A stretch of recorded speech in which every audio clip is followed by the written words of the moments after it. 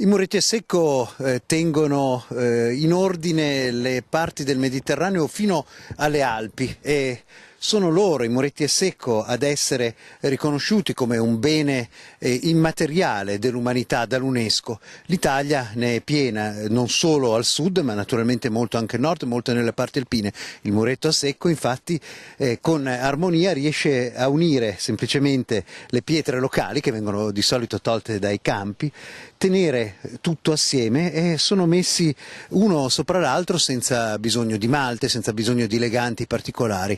È un'arte immateriale che il mondo ci invidia.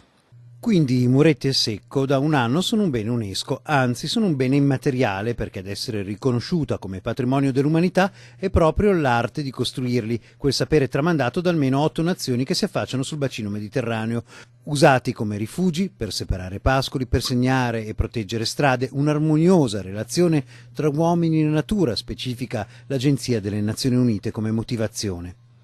Uno dei problemi dei muretti a secco naturalmente è la manutenzione e il fatto che si perde la possibilità di imparare a farli perché scompaiono gli artigiani, quella cultura immateriale che ha fatto sì che per secoli, se non per millenni, si sapesse come fare i muretti a secco. Ora è una rarità, è per questo che è estremamente grave che vengano distrutti dall'incuria e dal vandalismo.